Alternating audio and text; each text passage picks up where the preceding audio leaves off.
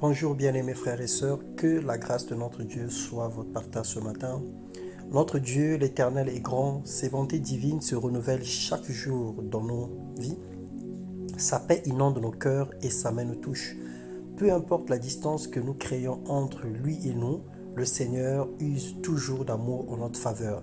Ce matin, nous allons parler de la prière de la foi, qui est une ferveur et l'audace pour pouvoir obtenir de Dieu ce que nos cœurs désirent. Si nous n'avons pas de foi, nous ne serons jamais agréables à notre Dieu. Dans Marc, le chapitre 11, le verset 23, il est écrit « Je vous le dis en vérité, si quelqu'un dit à cette montagne, ôte-toi de là, jette-toi dans la mer, et s'il ne doute point en son cœur, mais croit que ce qu'il dit arrive, il le verra s'accomplir. » Prier, bien-aimé, c'est parler à Dieu. Quel que soit ce que nous disons, nous avons besoin de croire qu'il existe, qu'il nous écoute et qu'il peut nous accorder ce que nos cœurs désirent, selon Hébreux 11, 6. La prière de la foi se fait à base d'une garantie. La garantie n'est autre que la parole que le Seigneur aura prononcée, inhérente à notre situation. La volonté de Dieu exprimée au travers d'une promesse biblique ou une révélation qui nous serve de point d'ancrage. Il faut également faire mourir toute parole négative, parce que les paroles négatives tuent les paroles positives. C'est un poison sur nos confessions, parce que la vie et la mort sont au pouvoir de la langue. Il faut chasser l'illusion, refuser la comparaison, vivre selon la parole de Dieu et être dans la vérité et non dans la réalité. Ne considère pas ce que tu vois, ne considère pas ce que tout le monde dit, ne considère pas ce que tes émotions te proposent, mais considère plutôt la garantie, le point d'ancrage, la parole de Dieu qui aujourd'hui te donne la capacité ou le courage de demander à Dieu. Accroche-toi à cette parole.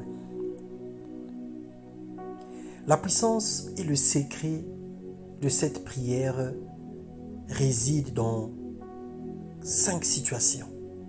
Premièrement, la personne à qui l'on adresse des prières. Alors, qui invoques-tu?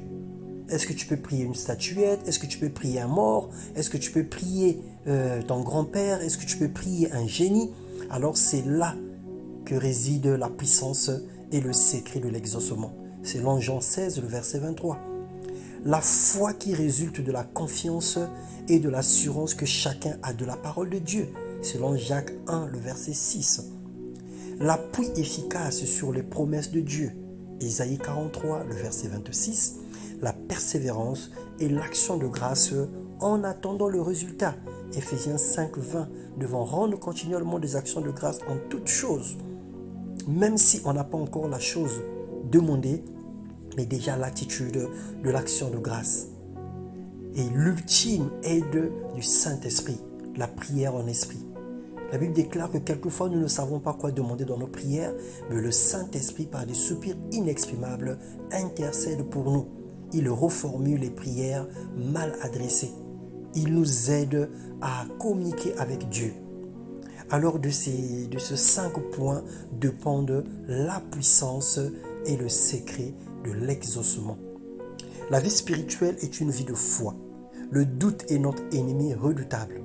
Le Seigneur, dans sa diversité et sa gloire, veut que chacun exprime ses besoins. Combien même il sait déjà de quoi avons nos besoins, mais il faille que nous lui demandions. Selon Matthieu 6, le verset 8. La foi est la clé qui nous donne la force de déplacer les montagnes. Elle puise sa source dans l'intimité que nous avons avec Jésus, dans la connaissance que nous avons de Dieu. Connaître Dieu nous permet de savoir de quoi est-il capable et jusqu'où peut-il nous emmener. Alors ce matin nous disons Seigneur, manifeste ta gloire dans notre vie. Nous voulons être de ceux qui ont 100% de résultats dans nos prières. Nous voulons être des personnes qui élèvent la voix sans obstacle, qui élèvent la voix sans douter, qui élèvent la voix sans regarder le contexte actuel, mais ceux qui s'appuient sur tes promesses, sur ta parole et qui fixent les regards vers le ciel, parce qu'il est écrit que je lève mes yeux vers les montagnes, d'où me viendra le secours. Le secours me vient de l'Éternel qui a fait le ciel et la terre. Alors je ne viens pas ce matin pour te juger. Je ne sais pas qui invoques-tu tous les jours. Je ne sais pas qui pries-tu tous les jours. Mais je te propose de prier le Seigneur, de demander au Père au nom du Seigneur Jésus-Christ. Et tu me diras, si tu n'as pas des résultats dans ta vie, alors c'est un défi que je te lance ce matin.